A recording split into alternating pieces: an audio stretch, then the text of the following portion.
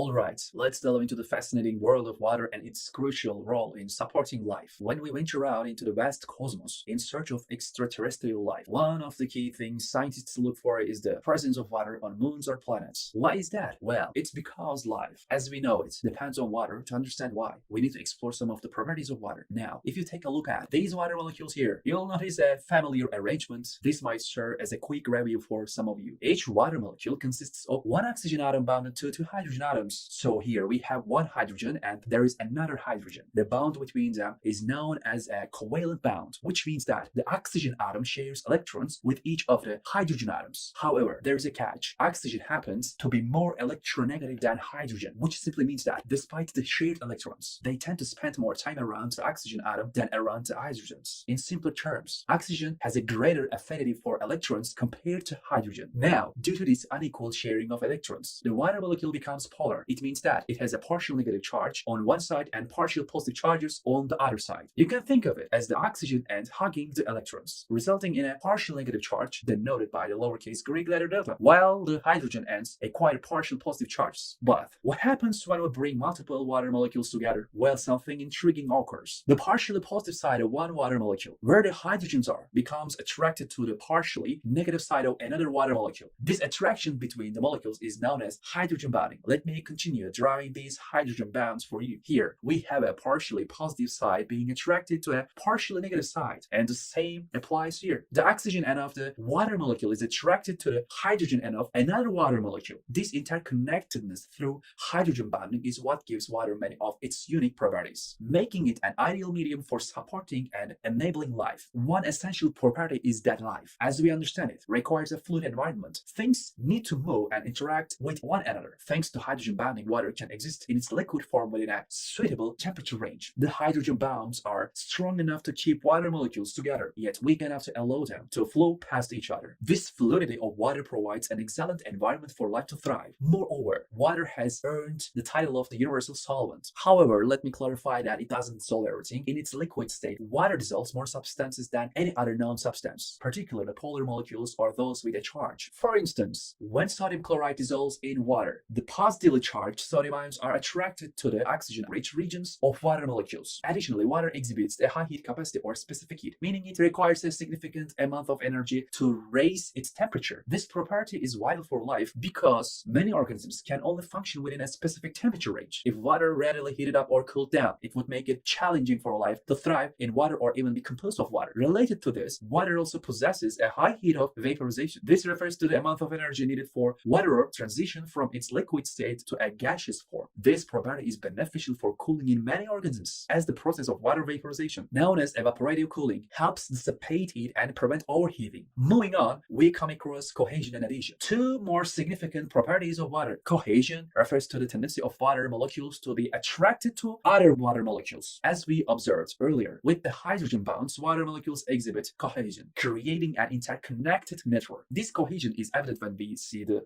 formulation of water droplets or dew droplets. These droplets are only possible due to the cohesive nature of water. Even a single drop can provide an environment for numerous microorganisms to thrive. On the other hand, adhesion is the property of water that allows it to adhere to other substances. You might have noticed this phenomenon when observing water climbing up the sides of a glass test tube. This adhesion occurs because the polarity of the glass molecules interacts with water molecules. Together, cohesion and adhesion enable water to transport nutrients and minerals through various systems. For example, in plants, water can travel from the roots all the way to the top of a tree, nourishing the entire organism. These properties also play a role in our own bodies, particularly in the capillaries, the smallest blood vessels, where the cohesion and adhesion of water facilitate nutrient and oxygen delivery. Lastly, let's consider the intriguing property of water being less dense as solid compared to its liquid state. In other words, solid water or ice is less dense than liquid water. This characteristic holds great significance for life. Imagine an environment where life could potentially emerge, such as a pond, if ice were denser than liquid water, as is the case for many other substances. The freezing process would cause the solid ice to sink to the bottom. This would continue to happen until the entire pond froze over, creating an unsuitable habitat for life. However, due to water's unique property, only the top layer of water freezes, while the liquid water underneath remains unfrozen. This allows life to persist to thrive in liquid water, providing a stable environment despite external temperature variations. In summary, water possesses a remarkable set of properties that make it essential for supporting life as we know it. Its